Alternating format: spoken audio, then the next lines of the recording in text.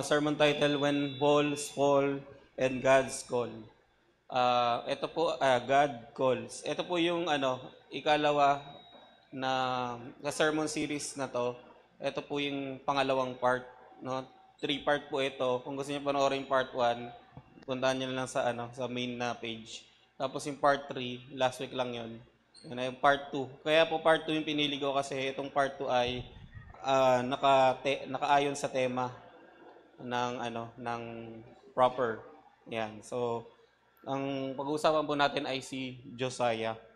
Sa key verse po natin 2 Kings 23 to 25, 23-25. Now before him there was no king like him who turned to the Lord with all his heart, with all his soul, and with all his might, according to all the law of Moses, nor after him did any arise like him. Sa Tagalog po, wala pang naging hari na katulad ni Josiah na sumunod sa Panginoon ng buong puso, buong kaluluwa at ng buong lakas. Tinupad niya ang lahat ng ikautusan ni Moises at wala ni isa man ang katulad niyang manungkulan kahit ang mga sumunod sa kanya. Tayo po'y manalangin. Aming Diyos sa dakila sa lahat, maraming salamat o Diyos sa pagkakataong muli Panginoon na makapangusap ka sa amin sa pamagitan ng iyong lingkod. Maraming salamat o Diyos na alam namin ihanda mo ang aming mga puso't isipan upang matanggap namin ng buong buo ang iyong mga mensahe sa mga oras na to. Tulungan mo nga kami, Panginoon, sa aming mga maririnig ay magkaroon ng application at maibahagi namin sa mga mahal namin sa buhay, sa mga nakakasalumuhan namin sa pang-araw-araw. Naalay namin palalang ito sa pangalan ni Jesus. Amen. Yan. So, papansin nyo yung ating scripture reading kanina, maikli lang pero kung nabasa ninyo, ang lakas ng impact, no? Sabi, Josiah was 8 years old. Ayan. So, hindi na natin mabasahin yun kasi maganda naman yung pagkakabasa, di ba? So, punta natin Romans 15 verse 4. Sabi sa Romans 15 verse 4, For whatever was written in former days was written for our instruction, that through endurance and through the encouragement of the scripture, we might have hope.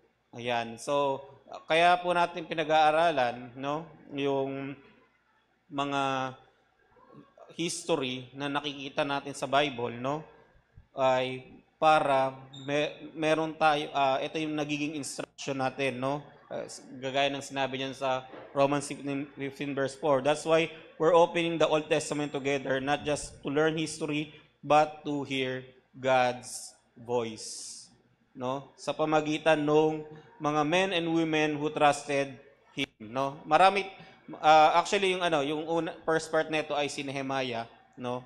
So panoorin niyo na lang, di ko na iyaano 'yon, no, kung gusto niyo malaman, no. So ito naman pag-usapan natin ngayon si Josiah, no. Pero merong mga ordinary people living in difficult times, but their faith left a powerful legacy, no. Hindi lang si Josiah 'yon, no. Etong tatlong example na to. Una si Gideon. Ayan, a fearful man turned bold warrior. Actually, itong Gideon, ito yung last part, no, ng sermon series na to. Pero panoorin niyo na lang kung gusto niyo sa mga spare time niyo, no.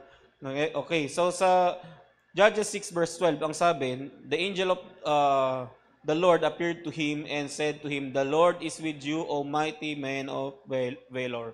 Sabi kay Gideon, magiting na sundalo, no?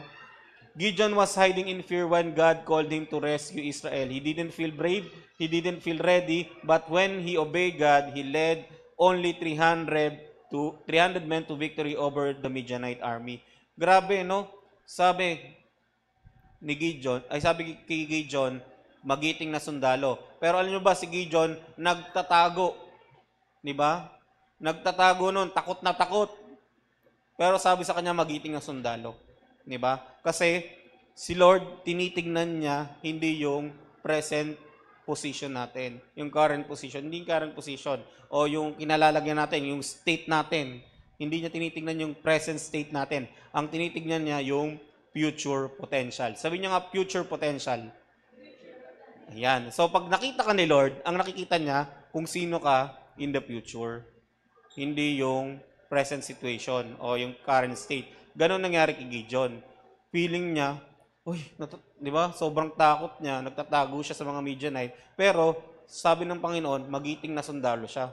Di ba? Kaya ang lakas ng loob, ang kalaban nila 135,000, tapos 300 lang yung dala niya.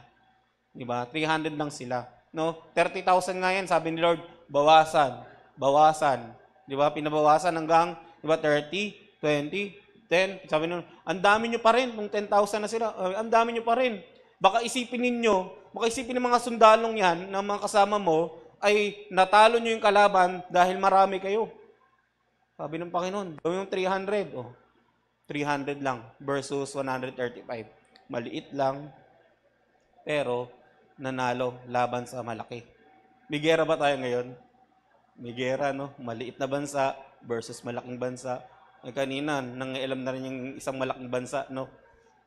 Kanina lang, no? So, pag-pray natin, no? Yung protection natin, no? Kasi hindi natin mapipigilan yung prophecy, no? Yung mga sinabi sa Bible na mangyayari. Magkakaroon at magkakaroon ng gera.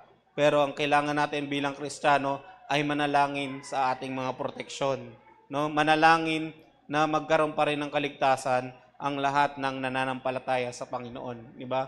Kasi hindi tayo maaapi, hindi tayo masasaktan, no? Dahil tayo ay covered by the blood of Jesus. Pwedeng hindi tayo mangamba, di ba? Kahit sa kabila ng mga nangyayaring mga gera. Dahil alam natin sa throughout ng history, no, nakikita natin sa Bible, nababasa natin, laging pinoproteksyonan ng Diyos yung mga anak niya. Di ba? Regardless kung anong lahi mo. Basta anak ka ng Diyos, sumusunod ka sa Diyos, di ba? Pinoproteksyonan niya. Kaya hindi dapat tayo matakot, hindi tayo madawat mangamba.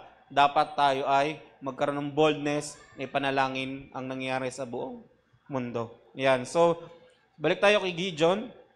God sees more in us than we see in ourselves. Minsan, minamalit natin sarili natin, pero ang tinitingnan nga ni Lord yung future potential natin. When we trust Him, He gives us the strength to fulfill our calling. Yung tipong akala mo hindi mo kaya, hindi mo talaga kaya, no? Pero sa pamagitan ng Panginoong Hesukristo, nagiging kaya natin, no? Kasi we can do all things through Christ. Sumunod, si Ruth.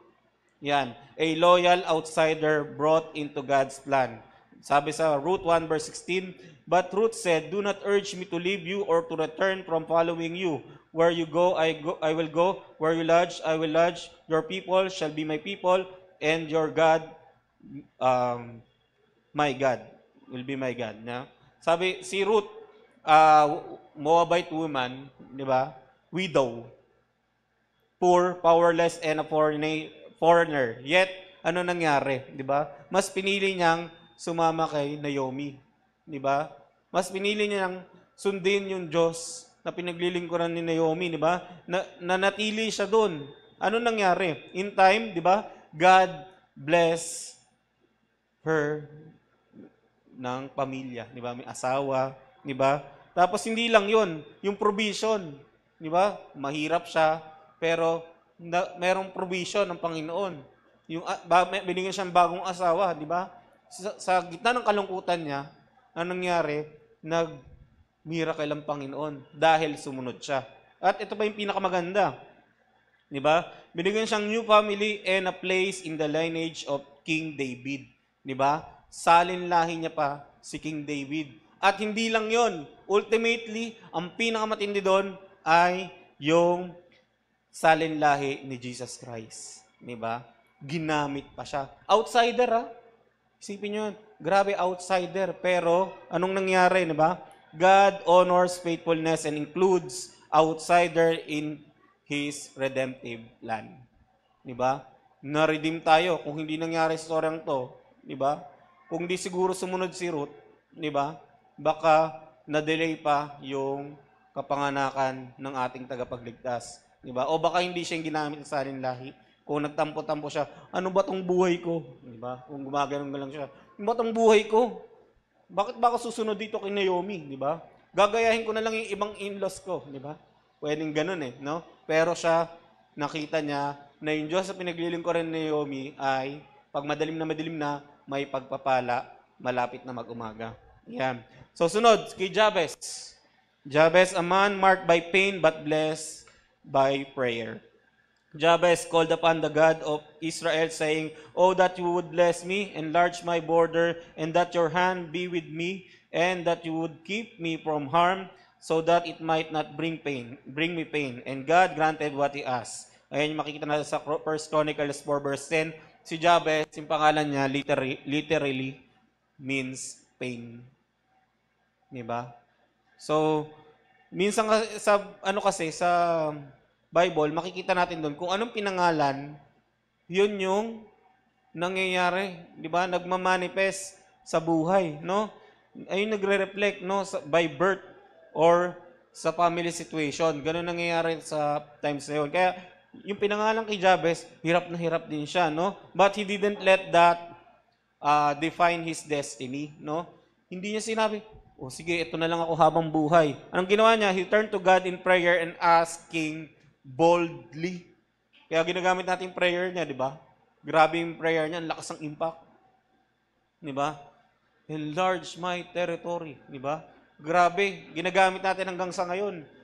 Hindi lang tayo, even yung mga ibang religion, no? Even sa mga curriculum, nandun si Jabez. Di ba?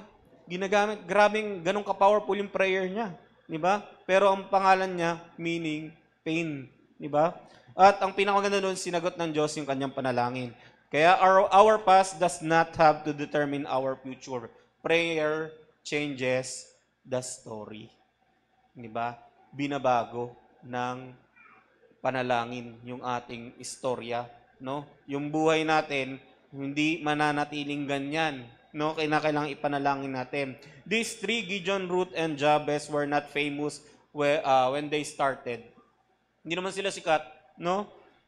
They were weak, overlooked, or burdened, but each responded to God's call with faith, and God used them powerfully. No? Today, we turn to another remarkable character, no? O persona o buhay, at ito si Josiah, a child king in a collapsing nation who would rise up and lead a spiritual revival. His story calls out to us, especially to the young, to be courageous, committed, and completed, devoted to God.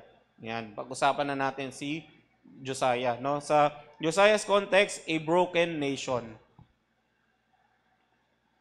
Yan, so let's begin sa 2 Chronicles 34 verse 1 to 4. Basahin natin. Sa Tagalog to, si Josiah ay 8 taong gulang nang maging hari. Sa Jerusalem siya tumira at naghari siya sa roon ng 31 taon. Hindi alam sa Tagalog, no? Next. Yeah, matuwid ang ginawa niya sa paningin ng Panginoon at sumunod siya sa pamumuhay ng ninuno niyang si David at hindi siya tumigil sa paggawa ng tama. Nang ika-8 taon ng paghahari niya, habang bata pa siya, nagsimula siyang dumulog sa Diyos ng kanyang ninunong si David. At noong 12 taon ng paghahari niya, nilinis niya ang Juda at Jerusalem sa pamagitan ng pagpapagiba ng mga sambahan sa matataas na lugar, ng mga posting simbolo ng Diyosang si Asherah, ng mga Diyos-Diyosan at mga imahen. Ipinagiba rin niya ang mga altar para kay Baal at ang mga altar na sunugan ng insenso sa tabi nito. Ipinadurog niya ang mga posting simbolo ng Diyosang Asherah at ang mga Diyos-Diyosang at ang mga larawan at sinabog sa libingan ng mga taong naghahandog sa mga ito. Ayan. So, grabe, di ba? Ang bata-bata niya pa. Pero, ganun yung ginawa niya. No? Kaya nga, sabi ang pinaka, sa kanya, ay, sa batang nag-lead siya ng spiritual revival doon sa Israel, di ba? Kaya, would all 8 years old in the room please stand? Meron bang 8 years old dito? O nasa kids room? May 8 years old ba dito? 8? Wala. Nagtatago. Nasa kids, no? Kasi, dapat sinama pala natin dito yung mga kids, no? Kasi, subukan kaya natin yung 8 years old, gawin nating pastor. Di ba? Siya yung magpapastor sa atin. Di ba? O subukan natin yung 8 years old, instead na pumasok ng grade 3 siguro, no? Ay papasok sa Malacanang, siya na yung presidente. Di ba? So parang ganun yung nangyari kay Josiah. No? 8 years old lang, di ba? Imagine, sa kanyang murang edad, di ba, palaro-laro pa yun eh, di ba? Pero, siya ay naging hari, no? Pero, hindi yan usapin sa kung anong age niya, no? Hindi usapin yon. It was about the times he lived in, no? Kung saan, yung panahong siyang namuhay. Siguro okay lang 8 years old, okay lang bata. Pero, yung time na nabuhay siya para maging hari, ayun yung mahirap doon, no? After Solomon's death kasi, Israel split into 2 kingdoms. The northern kingdom, Israel, was destroyed by Assyria because of deep sin and idolatry, no? 'Di ba ganun ang promise ng Panginoon? 'Di ba? Blessing if we obey and curse if we disobey. Ganun sa Israel, no? Kapag sila ay sumunod sa Panginoon, may blessing. Pero pag di sila sumunod sa Panginoon, may curse.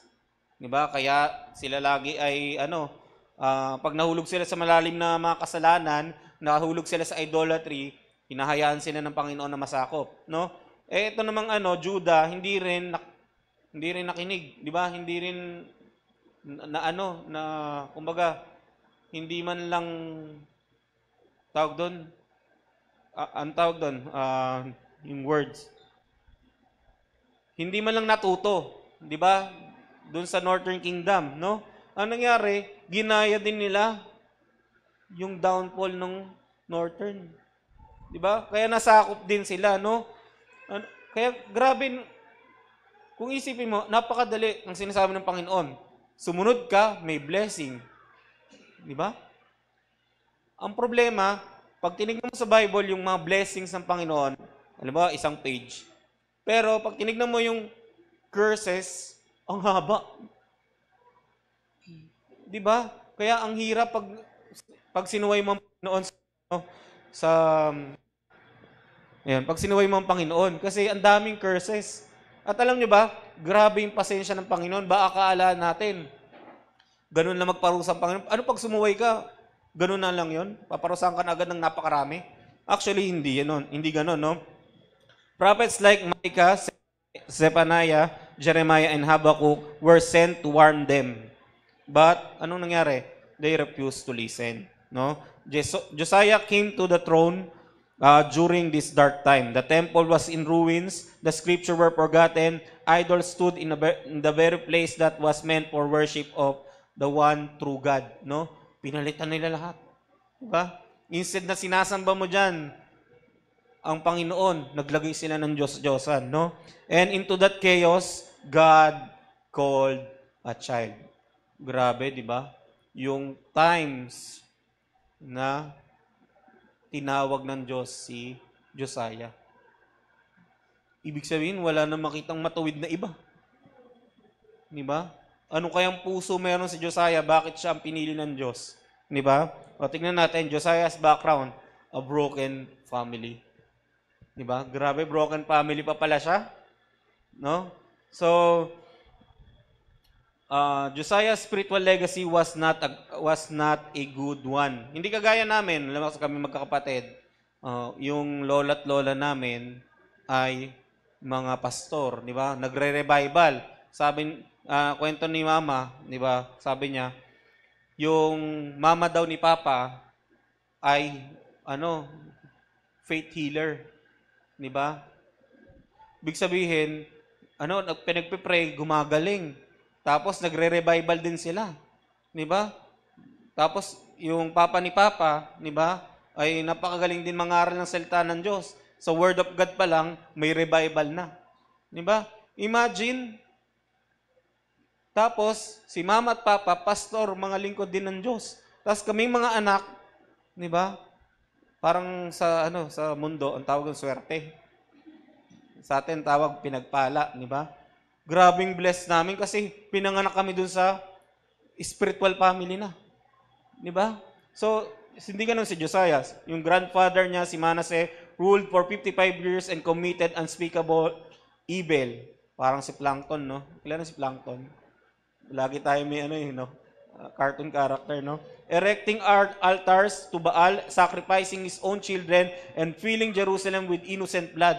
Grabing karumal-dumal talaga. Kaya nga, unspeakable evil ang tawag sa kanya, kay Manasseh. No? Yung grandfather ni Josiah.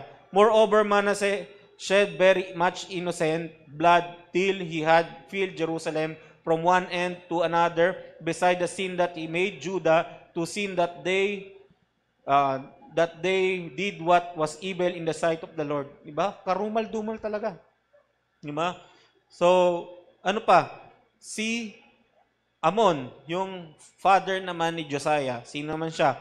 Follow the same evil ways but reigned only 2 years before being assassinated. Diba? Kaya biglaan, si Josiah. Diba? Pero masama rin yung tatay niya.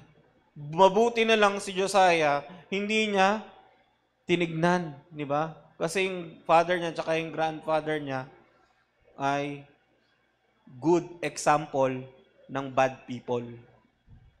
Di ba? Kung merong magandang example na masasamang tao, ay yung father at grandfather niya. Di ba? So, Josiah had no godly example in his immediate family. He came from generational dysfunction. But instead of repeating the same sin, yung sin ng kanyang tatay at ng kanyang grandfather, Josiah chose a different path. Di ba? Ang galing. Pwede palang ganun. Hindi ka maapektuhan. Kaya siguro pinili siya ng Diyos. Di ba? Kasi kitang-kita na hindi niya ginaya yung kanyang father at grandfather. Kasi di ba minsan minamana lang yung kasamaan? Di ba ganun nangyayari? Lalo kapag nanood ka ng mga K-drama, o kaya nanood ka ng balita. Pag namatay yung leader, may assistant leader na papalit. Siya pa rin yung magiging masama. Di ba? Ganun lagi, no? Ikatlo, Josiah's secret. Ito na yung sikreto ni Josiah. Wholehearted devotion to God. Sabi nyo nga, wholehearted devotion to God. What made Josiah different? What helped him rise above a godless family, a corrupt nation, and a fragile youth? Here is the simple and powerful truth. Yan. Josiah chose wholehearted devotion to God, not half-hearted, not lukewarm, not part-time religion, not a Sunday-only kind of faith, kundi wholehearted devotion to God. Sa 2 Kings 23, verse 25, ang sabi ay, wala pang naging hari na katulad ni Josiah na sumunod sa Panginoon ng buong puso, buong kaluluwa, ng buong lakas. Tinupad niya ang lahat ng kautosan ni Moises at wala ni isa man ang katulad niyang manungkulan kahit ang mga sumunod sa kanya. Grabing verse to, no? Kung ipapakilala ka, tapos ito yung description, ang sarap sa pakiramdam, di ba? Di ba pag pinapakilala yung mga nagsasalita sa mga seminars, sa mga mga talks, conference, grabe yung mga credential, ilang page. Pero ito, kahit ito lang sana, ang ganda pag pinakilala ka. Walang iba. Diba? Siya lang. Buong puso. Diba? Grabe. Diba? Anong pinamuhay niya? He lived the great commandment sa Deuteronomy 6 verse 5. Anong sabi? You shall love the Lord your God with all your heart and with all your soul and with all your might. May YouTube na kaya nun? Nung baby si Josiah? Paano siya natuto? Saan siya natuto? Di ba? Grabe niya ipamuhay yung Torah. Di ba? Grabe niyang ipamuhay yung salita ng Diyos. Grabe siya makinig. Kasi nagagawa niya, di ba? At di ba, sa pamagitan niyan ng salita ng Diyos, lalo siyang lumago to the point na yung mga maling tradisyon na nakuha nila, yung mga maling turo, di ba, ay tinama niya, di ba? Sa pamagitan ng commandment ng Diyos, di ba? Grabe, no? Kaya ang tanong, are you wholehearted in your walk with God or have you settled for convenience Christianity? Alam niyo ba yung convenience Christianity? Di ba? Pag pumasok ka sa convenience store, very convenient. Magbigay kayo example. Anong convenience store na iisip nyo? Dali. Di ba? Very convenient. Pag papasok ka, ayun, may eco bag ng Dali. Pag pumasok ka, di ba? Bubukas. Tapos, pwede nag-accept pa ng card payment, GCash payment, ang daming payment method. Pag pumasok ka dun sa 7-Eleven, siniraan ulit, no? Tatanong ko, meron po ba kayong card payment? Wala. Bakit walang card payment? Hindi convenient sa akin. Di ba? Pero pag sinabing convenience Christianity, pag sinabing ganon, yung Sunday Christian ka lang, di ba? Tamang Kristiyano lang. Kagaya nung nauuso ngayon.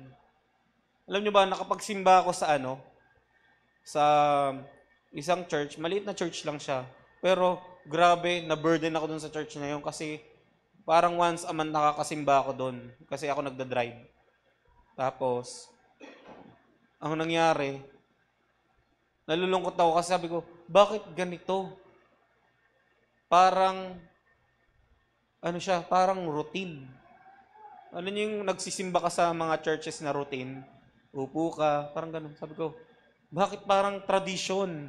Bakit parang hindi commitment? Hindi worship? Sobrang na-burden ako.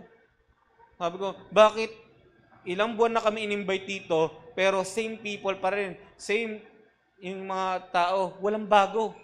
Maliit na simbahan, maliit na church lang, tapos ang konti ng upuan, sila-sila lang, magkakapit-bahay lang.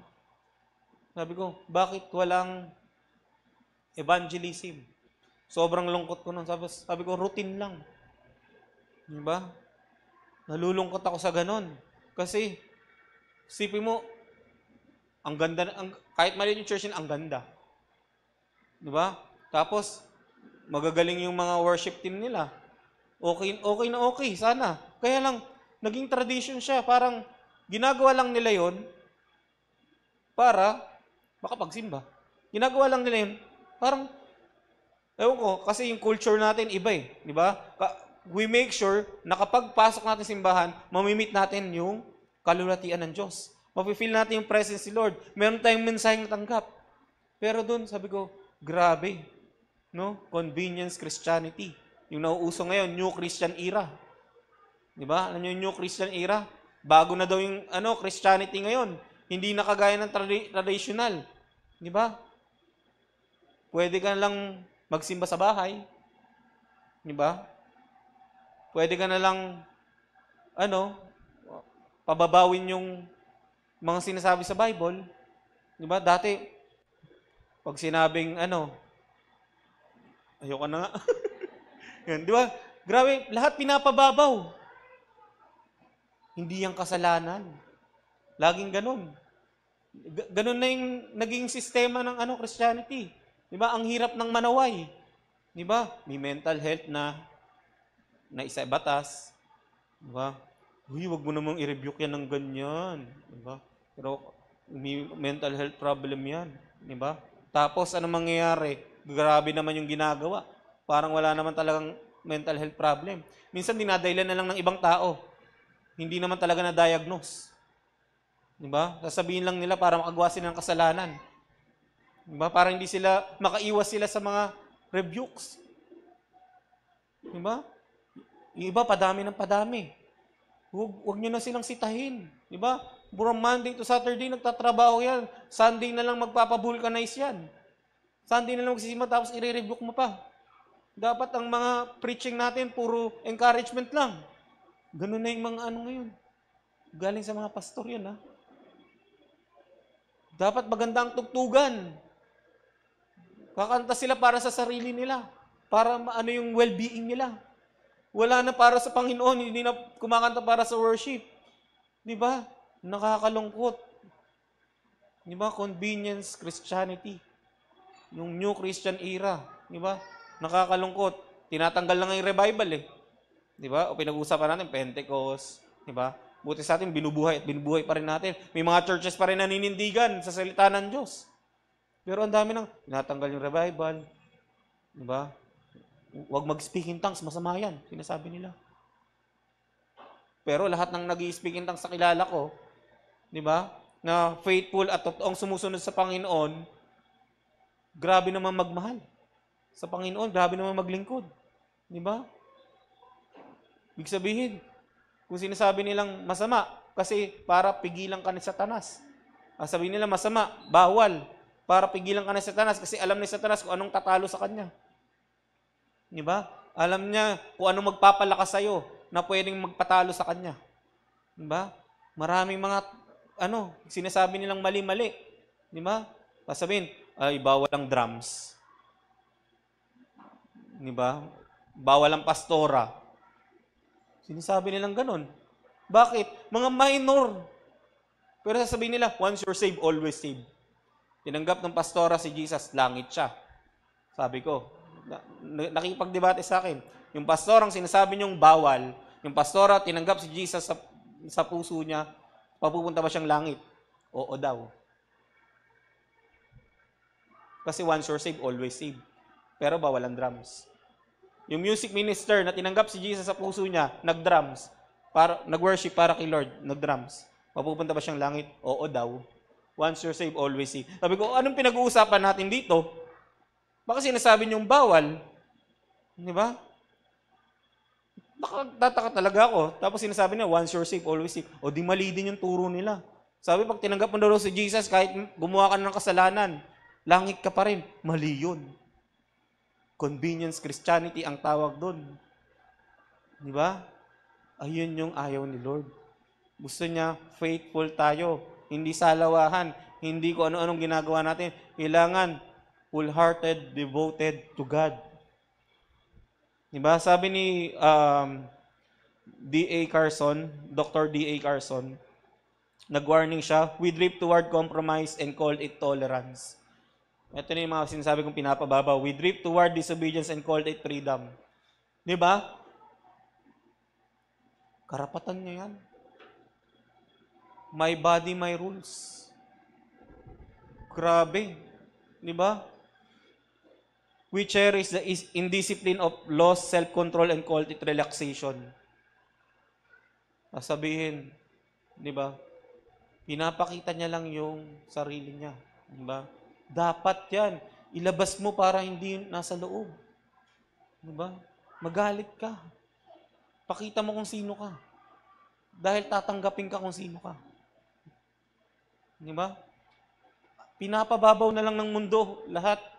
At ang nakakalungkot, even Christian, di ba? We slide toward godlessness and convince ourselves we have been liberated. Di ba? Grabe. Pag nagsimba ka, okay na yun. Di ba? Sa preaching, may mga churches, 15 minutes lang ang preaching. Di ba? Tamang nakapagsimba ka lang. Ano makukuha mo sa 15 minutes? Baka nap lang yun, tapos pagkagising mo, tapos na, benediction na. Mabuti kung nag-benediction pa. Di ba? Grabe, di ba? So, ayan o, tingnan nyo, Christianity Today, July 31, 2000. Ano na ngayon? 2025, 25 years ago. Kung ganyan noon, gano'n na kalala ngayon yung mga pinapababaw. Di ba? Pag sinabing kabit, ano nangyari? Ano sinasabi? Affair na lang. Di ba? Pinapababaw na. Dati, di ba? Grabe not to condemn yung mga tao. Pero grabe yung tingin, yung standard ng tao, yung quality na mag-isip ng tao. Di ba? Alam yung kung anong tama at mali. Pero ngayon, di ba? Puro na lang kalayaan. Ano nangyari sa mundo? Di ba? Ang daming pasaway, hindi na nadidisiplina ng tama. No? Lungkot na lungkot ako dyan. Tapos, dati, 2018, 2019, 2020, bago mag-pandemic, napakadaling mag-share ng Word of God. No? Ang ganda ng advantage ng pandemic, ang daming lumapit sa Panginoon through online. Pero alam nyo, marami ding disadvantage. Dahil nakatutok lahat nun sa online. For 2 years, naka-lockdown, nasa social media, ang dami ding maling turong kumalat. Di ba? Kalayaan, ganyan-ganyan. Di ba? Karapatan. Pag after nun, ang hirap mag-share ng Word of God. Meron ako ini-invite, sabi ko, attend ka sa church. Sabi niya, ay, ayoko sir. Ang bilis tumanggi. Di ba, ang hirap tumanggi pag pinapa-attend ng church, pero siya ang bilis. Ayoko sir. Sabi ko, bakit?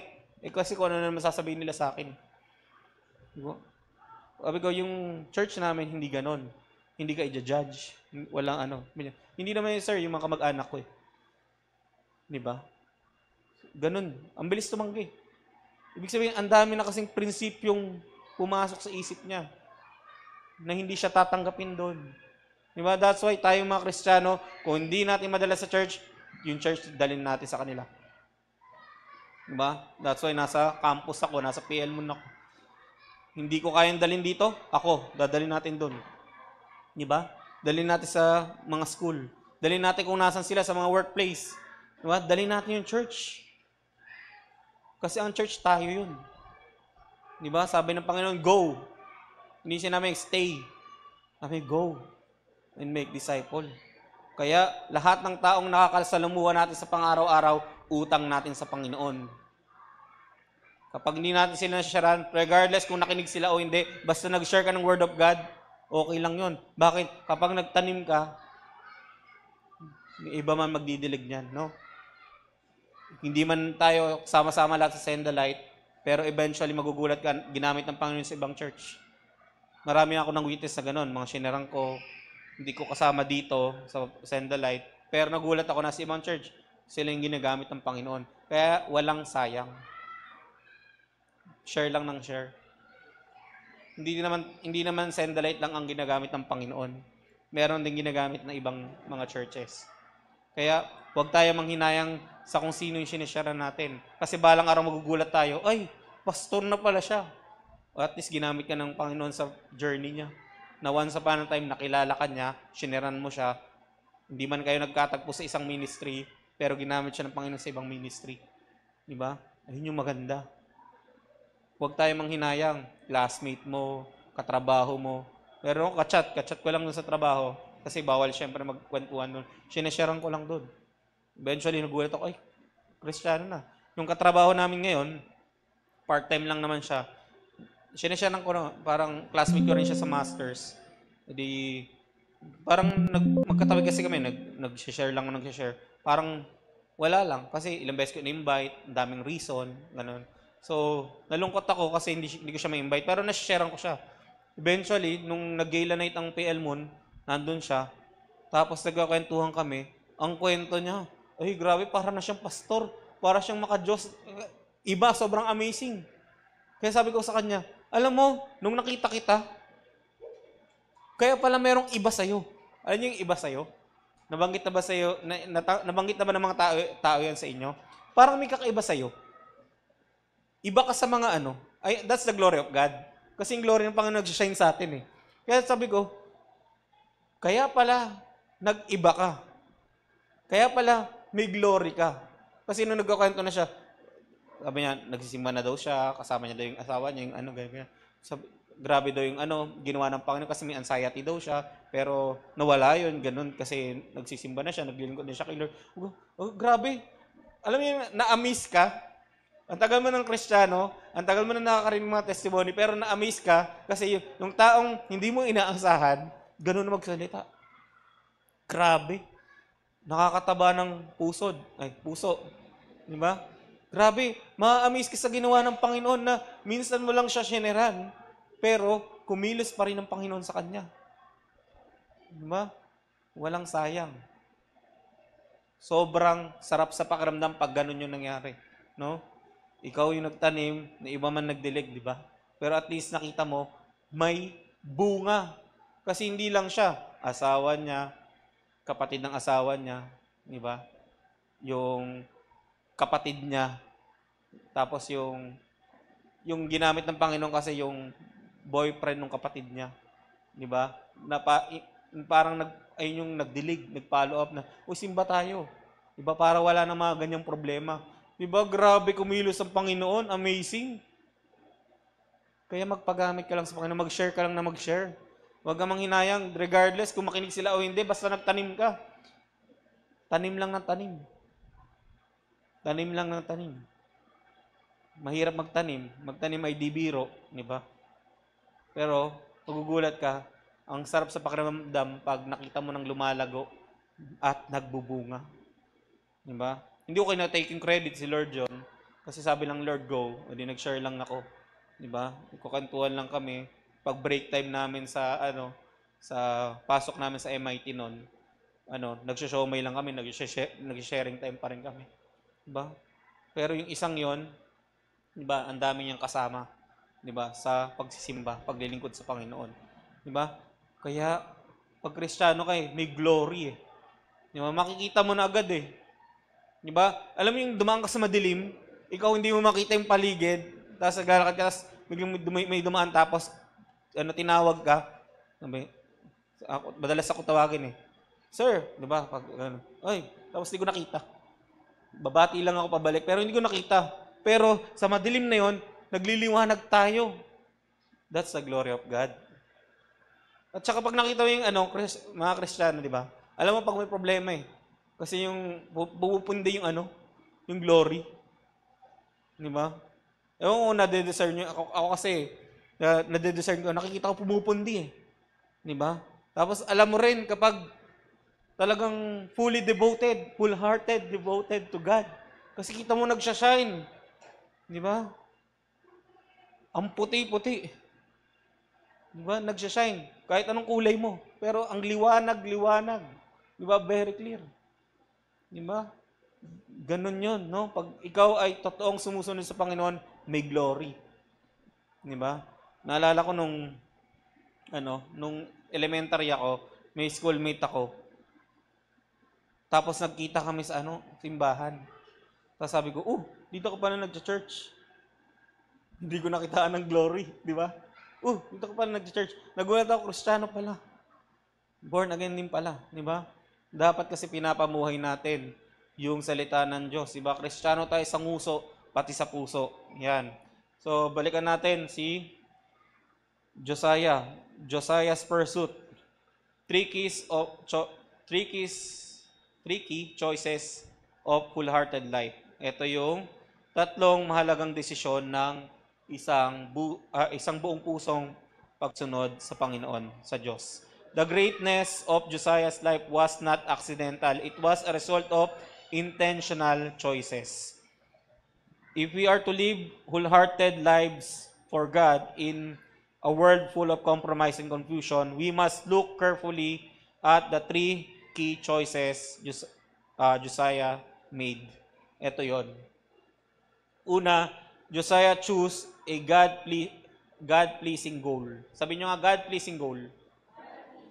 Sa 2 Chronicles 34 verse 2, and he did what was right in the eyes of the Lord and walked in the ways of David, his father, and he did not turn aside to the right hand or to the left. Diba? Josiah did not follow the example ni Amon at nung kanyang grandfather na si Manasseh, no? He didn't imitate the culture around him. Ang hirap, 'di ba, pag sa trabaho, 'di ba, pare-pare sila ng ugali, sa school, pare-pare sila nagkokopyahan, tapos ikaw yung naiiba. Pero si Josiah kahit ganon, 'di ba, hindi niya ginaya, hindi siya nagpadaig sa mga tukso, no? He set one clear goal in his heart to please God. To please God. Yun lang. Di ba? Ginawa niyang matuwid sa paningin ni Lord. Di ba? Ang layunin ng buhay niya ay hindi upang sumikat. Minsan kasi ngayon sa generation ngayon, lahat gustong sumikat. Di ba? Nagugulat ka na lang, content ka na ng isang content creator. Nagkasalubong lang kayo. Di ba? Grabe, di ba? Lahat gustong sumikat, pero hindi ganoon si Josiah. Di ba? Hindi para sa pansarili niyang tagumpay. Di ba? Hindi para sa sarili niyang accomplishment bilang hari, kundi para sa ikalulugod ng Diyos. No? He was surrounded by corruption and idolatry. Grabe, di ba? Sa panahon natin ngayon, dami ring idolatry, dami ring corruption. No? Pero ang pinakamaganda kay Josiah, no? He made a decision. At sabi niya, I will live in such a way that God is pleased with everything I do. Banggitin nga natin to lahat. 1, 2, 3. I will live. Yan dapat yung pinapamuhay din natin. Ang tanong, have you made that goal, your goal, in your work, school, relationship, speech, social media? Is your aim to please the Lord? Kinahihiya mo ba ang Diyos? Pag chinek ba natin yung mga bio ba tawag doon sa Facebook? Pag chinek ba natin yung mga profile natin, anong nakalagay doon? Di ba? Ako, hindi ko kinahihiya si Lord. Nilagay ko doon,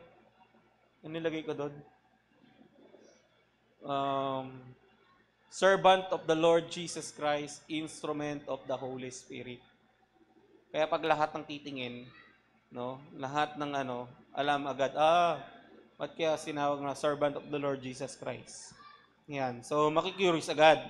Yan. So, today, renew this goal in your life, in your heart, like Josiah. Diba? Sabihin natin, Lord, I want to please you in all my ways. Ayun sabihin. Lord, I want to please you in all my ways. Yan. So, ikalawa, Josiah developed holy habits. Sabihin niyo, holy habits.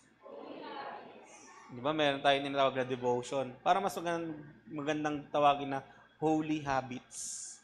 Di ba, may mga habits tayo, may mga hobbies tayo. Pero ito, holy habits. Ano kaya yon? No? Sa 2 Chronicles 34 verse 3, for in the 8th year of his reign, while he was yet a boy, he began to seek the God of David, his father, and in the 12th year, he began to purge Judah and Jerusalem of the high places, the Asherim, and the carved and the metal images.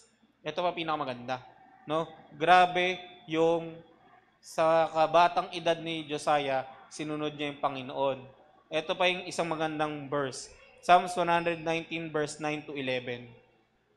Ayan.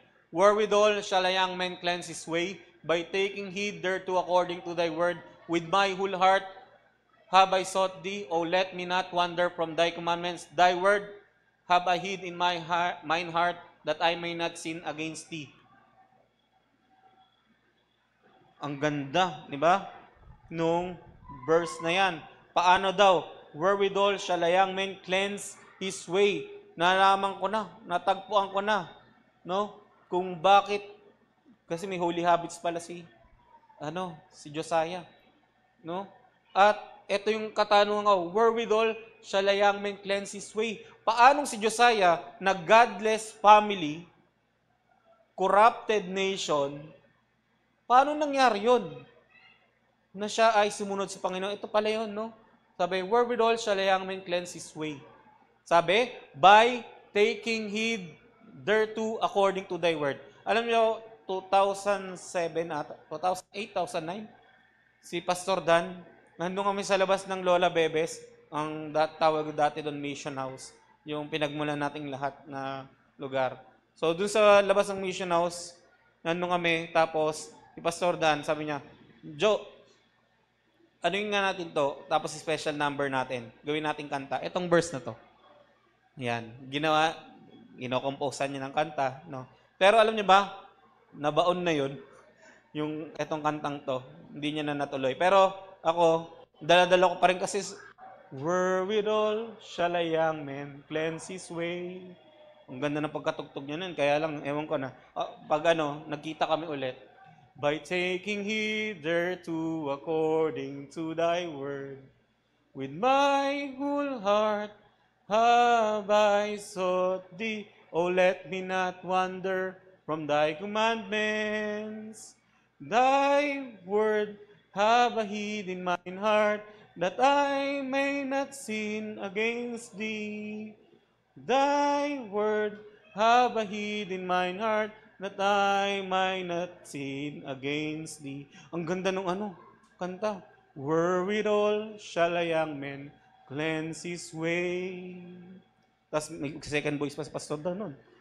Wherewithal shall a young man cleanse his way. Hindi nyo ma-imagine, no? Pero ginawa talaga namin yon. By taking heed thereto according to thy word. With mine whole heart have I sought thee. Oh, let me not wander from thy commandments. Diba? Thy word have I hid in mine heart, that I might not sin against thee. Tapos, send the light. Hindi. Tuloy na natin to.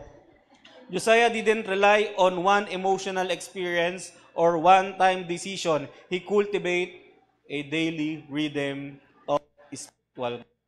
Dapat meron tayong holy habits. Diba? He walked in the ways of his ancestor David, and David's way were clear. Ano ba yung ginagawa ni David, di ba? A man after God's own heart, di ba? Loving God's word, worshiping regularly, seeking God through prayer and fasting. Si Josiah had a holy habits that built a holy heart. Di ba? Ang tanong, do you have daily time in the Word of God? Do you pray regularly, not just when you're in trouble? Do you attend church just to sit or to worship and serve God? Diba? Kung gusto mong lumago, kailangan mo ng disiplina. Holy habits. Diba? Minsan, Lord, gusto ko rin kagaya ako nila. Ang galing mag-pray. Ang daming alam sa Bible. Kailangan mo ng holy habits. Gusto ko rin, Lord, makatayo, makapangaral ng salita mo. Kailangan mo ng holy habits. Yan. Do you pray regularly? Diba? Hindi lang dahil may trouble. Diba? Hindi sapat ang lingguhang pagsisimba. Kailangan araw-araw ang paghahanap kay Lord. Araw-araw ang paghahanap sa Diyos. Ano ba yung kanta? Araw-araw. Joke lang. Yan. Papakanta na naman, no? Yan. So, start building holy habits now. Set a time each day to read God's Word. Start a prayer journal. Fast and seek God monthly. Monthly na nga lang yung fasting, di ba? Try natin, di ba? Join a small group or ministry. Lalo sa mga bago, di ba? Huwag mong hayaang hindi ka maka-join sa mga small group or ministry. Huwag mong hayaan ikaw ay ma-OP. Dapat ikaw yung bida-bida pag nasa church ka. Di ba? Pag nakikita mong na-OP ka, makisali ka na sa iba. Di ba? Huwag mong hahayaang ma-OP ka. Di ba? Kailangan ikaw yung bida-bida para wala tayong OP. Di ba? Kasi iba, OP ako dyan eh. Ayaw mo kasi makisali. Sabihin mo dyan, ikaw ay, inverter. Joke. Introvert. Aircon ka pala, no? Yan. Walang ganun-ganon. Dapat, pag nasa church ka, merong ang boldness, di ba? Galing sa Holy Spirit. Alam naman namin lahat na merong kang natatagong kulo, di ba? Na merong kang natatagong kulit, di ba? So, ilabas mo na yan, di ba? Dahil dito sa Sendalite Ministries, lahat tayo ay pamilya. Dito sa Sendalite proper, tayo ay pamilyang proper. Dapat hindi tayo nahihiya sa ating pamilya. Di ba? Sa mga kapamilya mo nga sa totoong buhay, walang hiya ka di ba? Makahinging ang baong, kala mo, joke lang. Yan. So, dapat pamilya tayo dito, nagkakaunawaan tayo, alam natin yung bawat isa. Ikatlo, Josiah made up his mind before temptation came. 2 Chronicles 34, verse 2. Tinignan muna yung oras no? Yan. 2 Chronicles 34, verse 2, and he did what was right in the eyes of the Lord, and walked in the ways of David his father, and he did not turn aside to the right hand or to the left. Tapos ito sa Proverbs, may connection kasi ito Proverbs 4 verse 25 to 27, let your eyes look directly forward and your gaze be straight before you. ponder the path of your feet, then all your ways will be sure. Do not swerve to the right or to the left. Turn your foot away from evil. Diba? Mas left and right. Yan. So Josiah made a pre-decision. He didn't wait for temptation to show up before he decided how to act. Diba? Alam niya na. Diba? He predetermined his conviction. Nauna pa siya sa conviction. Diba? Mako-convict ako pag ginawa ko to. Kasi pamumuhay niya di ba? According sa greatest commandment. Di ba? Minahal talaga ang Panginoon. Di ba? He knew what he would and would not do. He built boundaries in his life before the pressure came. Dapat nagsiset din tayo ng boundaries. Di ba? Bilang Kristiyano, alam natin kung saan yung boundary. Di ba? Pag sa Muntinlupa ka, nakatira, alam mo yung boundary ng San Pedro at saka ng Muntinlupa, di ba? Pag sa sukat, alam mo yung sukat Muntinlupa at saka sukat Parañaque kung nasaan.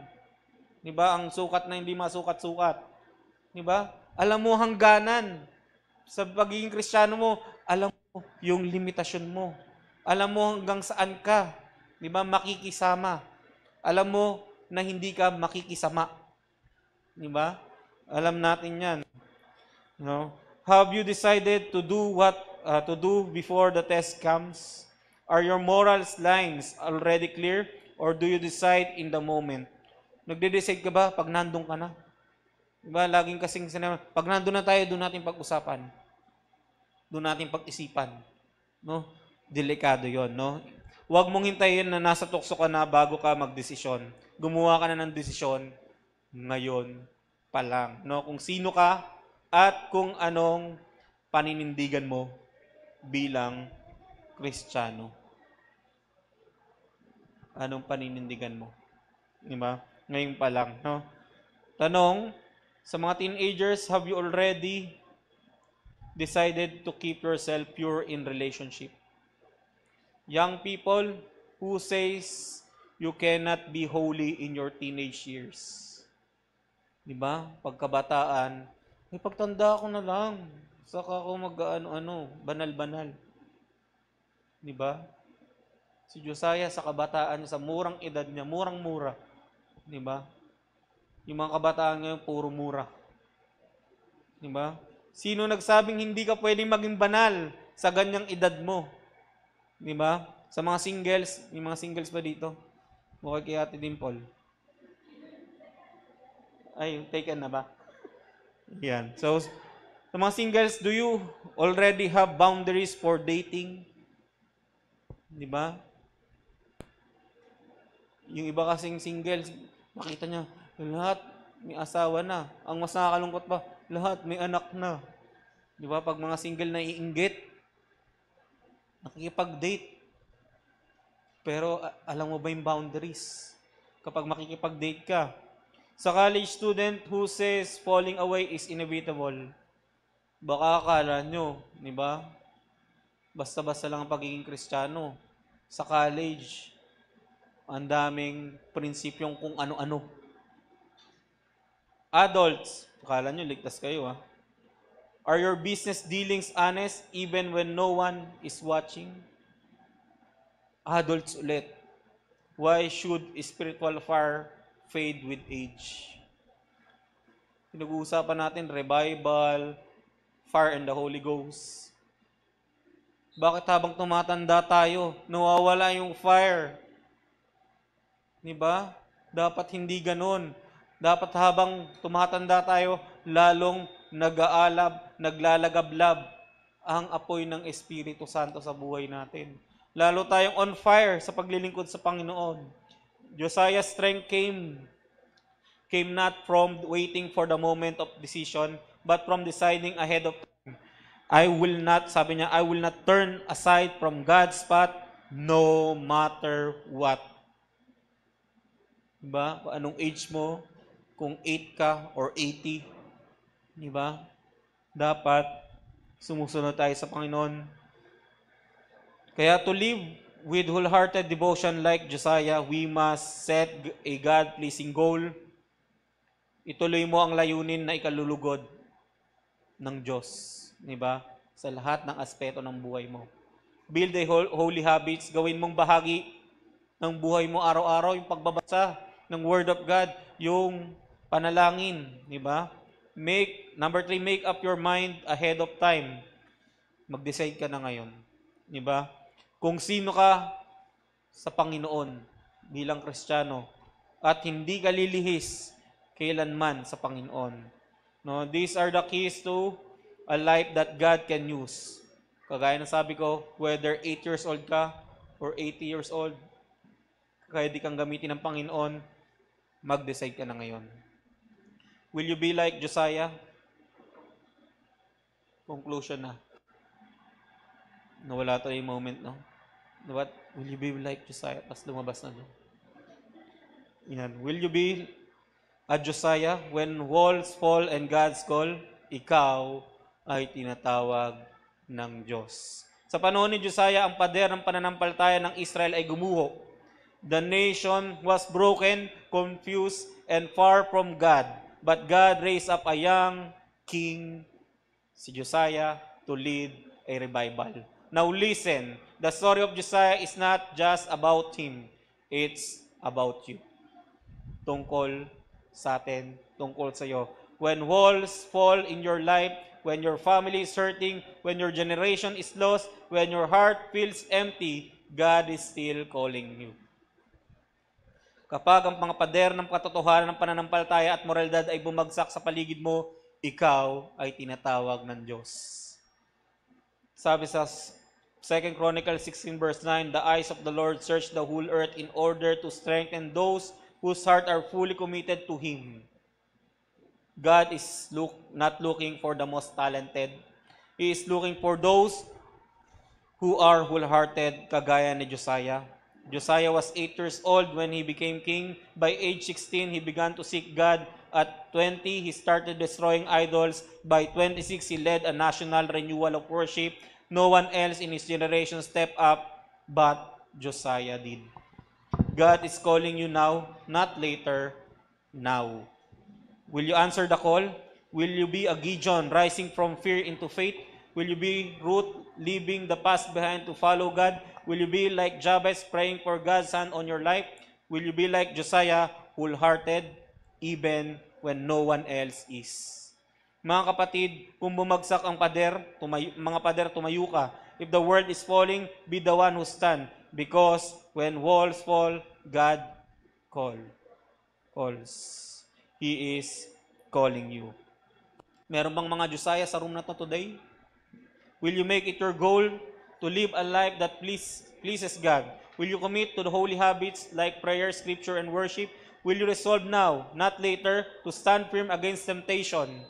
Will you choose wholehearted devotion to God? Not someday, not when life gets easier, not when you're older, but now, today. Sabihin natin lahat to, Lord, I give you my heart, I give you my soul, I live for you alone. Kaya, when walls falls and God calls, may you, like Josiah, say yes. Ang pangangaral na to ay spiritual and can only be understood and fully enjoyed by God's children. Kung nais mong pagpalain sa pangaral na to, dapat mo unang ialay yung buhay sa Panginoong Jesucristo. Upang lubos na makinabang sa pangaral na to, dapat mong unang tanggapin si Jesucristo bilang iyong Panginoon at sariling tagapagligtas sa pamagitan ng panalangin ito.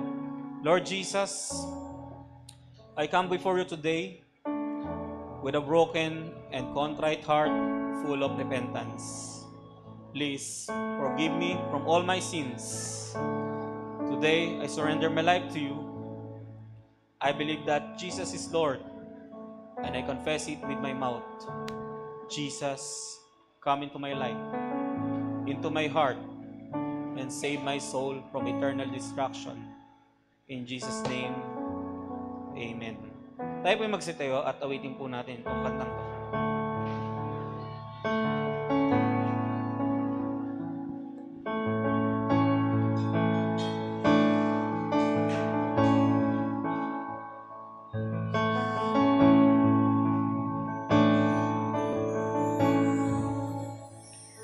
Lord, I come, I confess,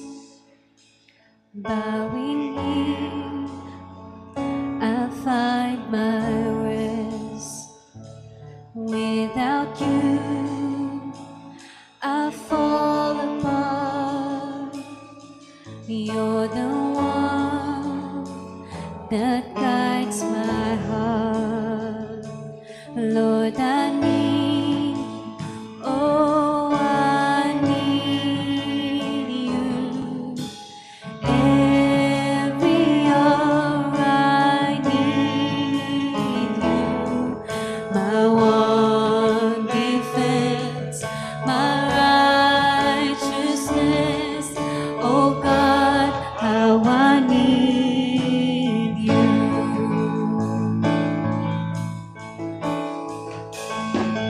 Where sin runs deep, your grace is more. Where grace is found is where you are, and where you are, Lord, I am free. Holiness is Christ in me. Lord, I need, oh, I need you.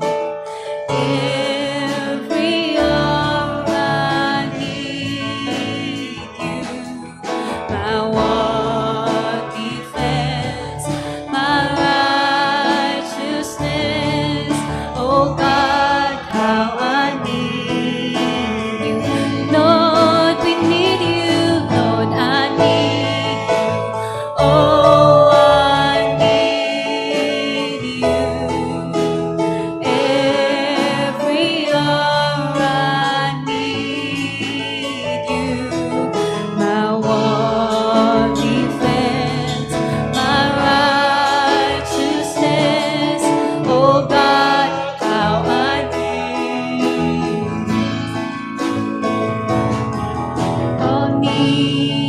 you. Oh, I need you. Every hour I need you. My one defense, my righteousness. Oh God, how I need you. My one defense, my one defense, my righteousness. Oh God, how I need you. My one defense, my righteousness. Oh God, how I need you.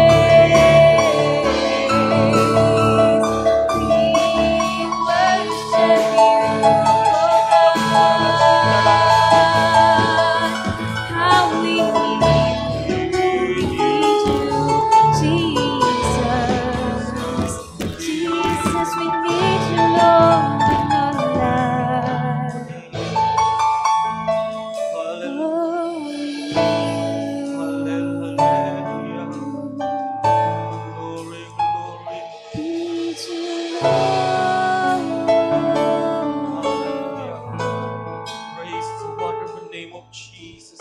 Holy, holy. Holy is the Lord, our Father, gracious Heavenly Father, loving Father. Hallelujah. Glory to the King of Kings, to the Lord of Lords. Hallelujah.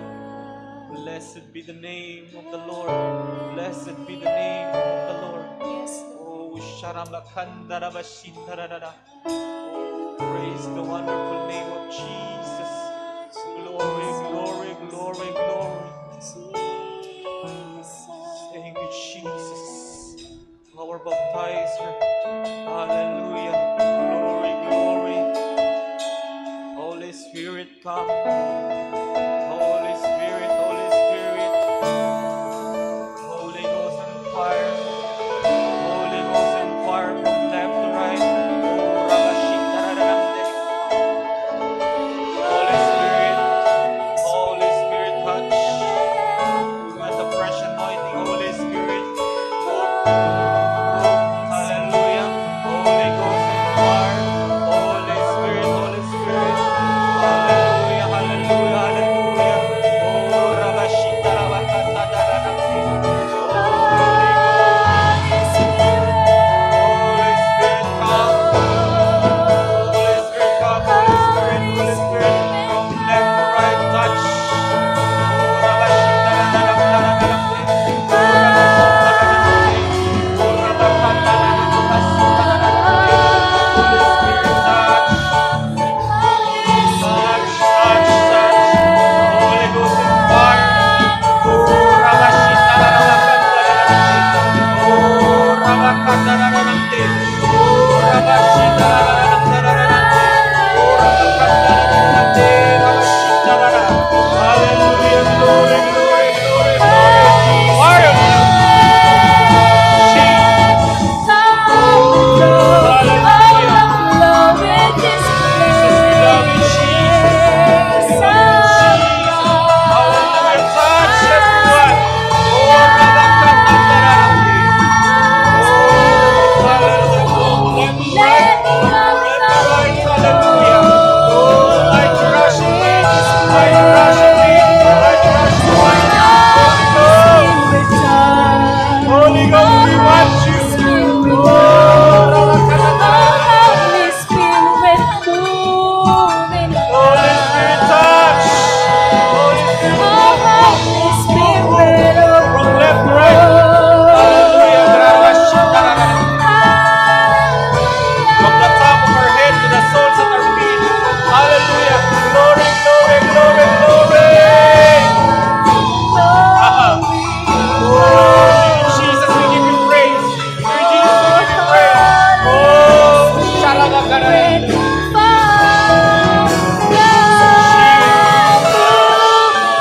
Oh, Jesus, you are our baptizer.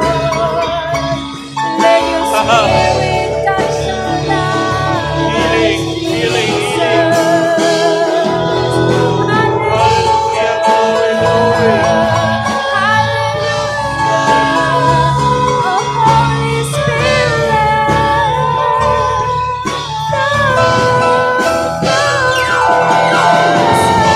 Atmosphere of healing. Hallelujah. Receive your healing today. Hallelujah, glory, glory. Healing, healing. Jesus. Oh, receive your healing today. Hallelujah. Rabashita Rananda. Oh, Jesus. Holy Spirit. Hallelujah. Glory, glory. Oh, sweet thank you, Jesus. We thank you, dear Holy Spirit. We thank you, we thank you, we thank you, we thank you. We thank you for the anointing. Hallelujah. Hallelujah. Oh, we thank you, Jesus. Hallelujah, Holy Spirit. Hallelujah, dear Jesus. We thank you. We thank you, O Lord, for the life of Josiah, Panginoon, na nakita namin, O Diyos, kung paano ako kumilos, Panginoon, sa kanyang murang edad. kung paano mo nakita ang kanyang buhay, Panginoon, ang kanyang pagpapagal, Panginoon, sa kanyang murang edad, Panginoon. Tulungan mo nga bawat lingkod mo, Panginoon, ay makita itong example mo at sa buhay din namin, Panginoon, na magkaroon kami ng wholehearted devotion sa iyo, Panginoon, at ang maging goal namin, Panginoon, is to please you, Panginoon. Ikaw lang yung please namin, Panginoon. We don't care, Panginoon, sa mga sinasabi ng mga tao against us, Panginoon, but alam namin, no weapon formed against us shall prosper, Panginoon. Puproteksyonan mo kami, Panginoon, at alam namin, Panginoon, na kami, Panginoon, ang mga lingkod mo, Panginoon, nakatangi-tangi, ikaw lang dapat ang i-please namin, Panginoon. May mga sinasabi ang tao, pero kung anong sinasabi mo, ayun ang papansinin namin, ayun ang isa sa buhay namin. Maraming salamat, O Diyos, Panginoon, natutulungan mo ang bawat isa na magkaroon ng holy habits, Panginoon, na mag-worship, na mag-fasting, mag-pray, Panginoon, magkaroon ng maayos na devotion, Panginoon, magbulay-bulay, Panginoon, ng iyong salita at makapangaral din ng iyong salita sa lahat ng tao aming nakasalamuha. Maraming salamat, O Diyos, Panginoon. Tulungan mo kami, Panginoon, na magkaroon kami, mag-decide kami ngayon, Panginoon, na paninindigan namin ang pagiging Kristiyano, paninindigan namin ang pagsunod sa iyo, Panginoon. Sa kabila, Panginoon, ng mga worldly pressures, Panginoon, sa corruptions, Panginoon, sa idolatry, Panginoon, hindi kami susunod doon, kundi susunod lamang kami, Panginoon, sa iyong mga salita. Kagaya, Panginoon, ang ginawa ni Josiah, Panginoon, na naglingkod sa iyo ng buong puso, buong kaluluwa, buong buhay niya, Panginoon. Maraming salamat, O Diyos, Panginoon, na gagawin mo kaming matatag, Panginoon, ng aming mga pananampalataya. Sa pamagitan ng Espiritu Santo, Panginoon, susunod kami, Panginoon, na ipangaral ang iyong mga salita, saan man sulok kami dali ng aming mga paa. Maraming salamat, O Diyos, Panginoon. Naway ang aming mga natutunan ngayon, Panginoon, ay hindi lang manatili sa amin, kundi maibahagi namin sa lahat ng tao, Panginoon, especially sa aming mga mahal sa buhay. Maraming salamat, O Diyos, Panginoon. At tinutulungan mo kami maging matatag, maalis ang mga convenience Christianity, Panginoon, sa aming bansa. Tulungan mo kami, Panginoon, na ipalanandakan, Panginoon, ang iyong salita, Panginoon, ang katotohanan mo, Panginoon. Maraming salamat, O Diyos, Panginoon. Tutulungan mo kami, Panginoon, manindigan kagaya ni Josiah, Panginoon. Alam namin, Panginoon, na hindi mo kami pababayaan. Na alam namin, Panginoon, kagaya ni Josiah, Panginoon, hindi man kami lahat, Panginoon, ay galing sa God, sa pamilyang maka-Diyos, Panginoon. Yung iba, Panginoon, galing sa godless family, pero kagaya ni Josiah, gagamitin mo rin ang bawat isa, Panginoon, para dalhin ang maraming tao, Panginoon, sa kalulatian mo. Maraming salamat, O Diyos, Panginoon. Nakagaya ni Josiah, Panginoon, binibigyan mo kami, Panginoon, ng kingly anointing, Panginoon. Maraming salamat, O Diyos, sa mga provisions mo, Panginoon, sa mga ginawa mong kamangha-mangha at kahanga-hanga at gagawin pa, Panginoon, sa aming mga buhay. Patuloy ka, Panginoon, magsalita, Panginoon, sa aming mga bibig, kumilos sa aming mga buhay. Patuloy manahan ng Espiritu Santo sa aming buhay, Panginoon, upang sa gayon, ang buhay namin, Panginoon, ay maging kaaya-aya sa iyong paningin. Matagpuan mo nawa kami, Panginoon, na naglilingkod sa iyo, na may takot, Panginoon, at handa, Panginoon, sa pagharap sa iyo. Naalay namin, Panginoon, ang panalangin ito sa pangalan ni Jesus. Amen. Praise God. Glory to Jesus.